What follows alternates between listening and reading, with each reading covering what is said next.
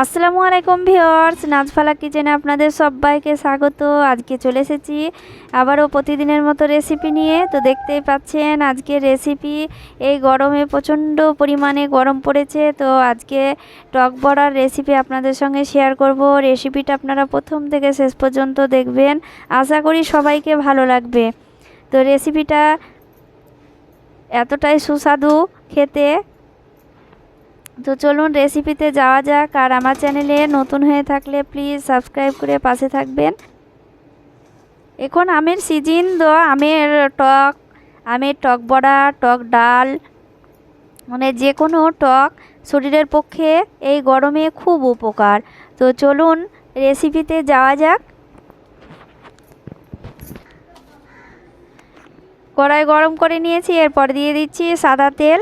সাদা তেলটাকে আমি নেড়ে নিচ্ছি, তেলটাও গরম করে নিচ্ছি যাতে খুব সহজেই বড়াগুলো উঠে যায়। তো দেখতে পাচ্ছেন এখানে নিয়ে নিয়েছি মটরের ডাল। মটরের ডালটাকে ভিজিয়ে রেখেছিলাম, তারপরে বেটে নিয়েছি মিহি মিহি করে, একদম মোলায়েম করে। তারপরে দিয়ে দিচ্ছি স্বাদ মতো লবণ আর লঙ্কার গুঁড়ো দিয়ে আবারও ভালো করে ফেটিয়ে নিচ্ছি।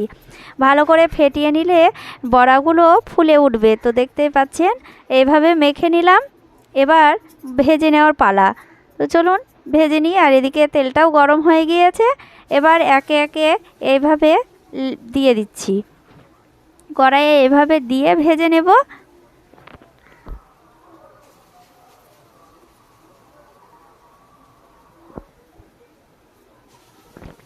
বড়াগুলো বেশি ভাজা যাবে না, লাল লাল করে, তো হালকা করেই ভেজে নিতে হবে।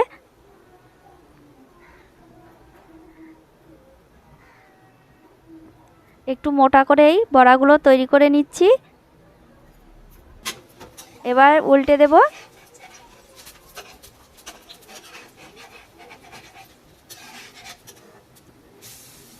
ডালের পাকোড়ার মতো করা যাবে না, ডালের পাকোড়ার মতো করলে পরে খেতে ভালো লাগবে না টক বড়াতে। তো হালকা করেই ভেজে নিতে হবে। দেখতেই পাচ্ছেন এইভাবে ভেজে নিচ্ছি।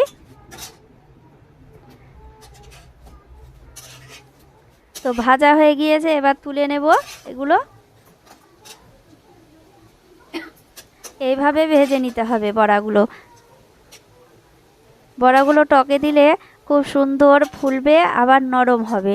তো শক্ত করে ভাজলে পরে শক্ত হয়ে থাকবে। তো দেখতে পাচ্ছেন ভাজা হয়ে গিয়েছে, এবার তুলে নিচ্ছি।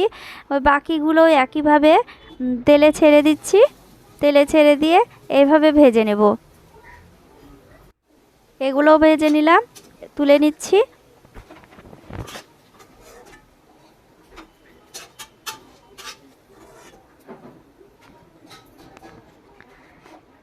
এই যে দেখতে পাচ্ছেন সবগুলোই তুলে নিলাম। ওই কড়াইয়েই দিয়ে দেব সাদা তেল পরিমাণ মতো,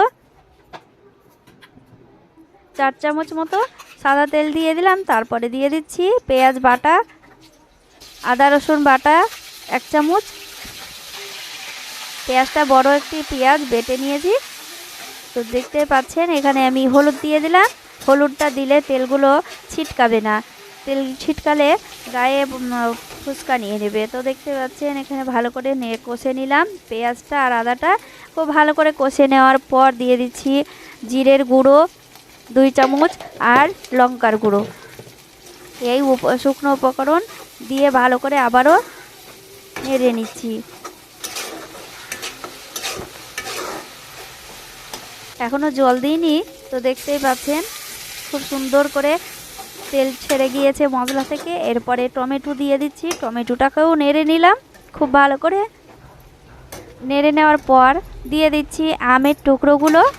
একটা আম কেটে রেখেছিলাম, তো এই আমগুলোও দিয়ে দিলাম। আমটা দিয়ে আবারও নেড়ে নিচ্ছি, মানে কষে নিচ্ছি মশলার সঙ্গে খুব সুন্দর করে। এরপরে পরিমাণ মতো জল দিয়ে দিচ্ছি। একটু বেশি করেই জল দিতে হবে এই রেসিপিটাতে। তো দেখতে পাচ্ছেন খুব ভালো করে নেড়ে নেওয়ার পর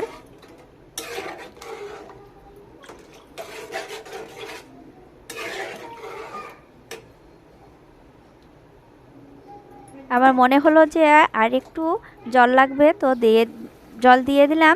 জলটা ফুটে ওঠার পর দিয়ে দিচ্ছি স্বাদ মতো লবণ। লবণ দিয়ে আবারও ভালো করে নেড়ে নিচ্ছি। খুব সুন্দর করে নেড়ে নেওয়ার পর ঢাকা দিয়ে দেব। চেখে দেখলাম তো আর একটু অল্প করে লবণ লাগবে, তাই লবণটা দিয়ে দিলাম, দিয়ে ঢাকা দিয়ে দিচ্ছি। ঢাকা দিয়ে দিচ্ছি 5 মিনিট। তো 5 মিনিট পর ঢাকনা তুলে দেখে নিচ্ছি। দেখুন কালারটা দেখুন কতটা সুন্দর এসেছে। আবারও নেড়ে নিচ্ছি। আমগুলো দেখুন সেদ্ধ হয়ে গেছে কতটা সুন্দরভাবে, একদম খুব সুন্দরভাবে সেদ্ধ হয়ে গিয়েছে। তো আম 2 থেকে 3টে পিস এইভাবে ভেঙে নেব, গলিয়ে নেব। দেখুন এইভাবে গলিয়ে নেব যাতে টকগুলো বড়ার সঙ্গে ঢুকে যায়। তো দেখতেই পাচ্ছেন খুব ভালো করে 3 থেকে 4টে পিস ভেঙে নিলাম। তো এইভাবে নেড়ে নিলাম। এবার দিয়ে দেব ভেজে রাখা বড়াগুলো। একটা একটা করে বড়াগুলো দিয়ে দিচ্ছি ঝোলে। তো দেখতেই পাচ্ছেন খুব ভালো করে দিয়ে দিলাম। এরপরে দিয়ে দেব চেরা কাঁচা লঙ্কা। কাঁচা লঙ্কা দিলে ফ্লেভারটাও খুব সুন্দর আসে। তো দেখুন এইভাবে আবারও নেড়ে নিচ্ছি।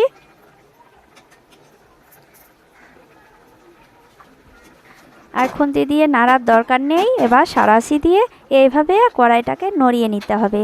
তো দেখুন কতটা সুন্দর হয়েছে আর খুব সুন্দরভাবে ফুটে উঠেছে। এবার নামিয়ে নেব। গ্যাসটা বন্ধ করে দিলাম। এবার নামিয়ে নেব। রেডি হয়ে গেল টক বড়ার রেসিপি। দেখুন কালারটাও দেখুন কতটা সুন্দর হয়েছে আর লোভনীয় হয়েছে। আর এই গরমের সময় যে কোনো টক পছন্দ করে। তো দেখতেই পাচ্ছেন টক বড়া সকলেই পছন্দ করবে। রেসিপিটা অসাধারণ হয়েছে খেতে আর এতটাই টেস্ট হয়েছে বলে বোঝাতে পারবো না। তো দেখতেই পাচ্ছেন এইভাবে আপনারা বাড়িতে অবশ্যই তৈরি করবেন। আর রেসিপিটা ভালো লাগলে লাইক কমেন্ট শেয়ার করবেন। আর সবাই ভালো থাকেন। ধন্যবাদ।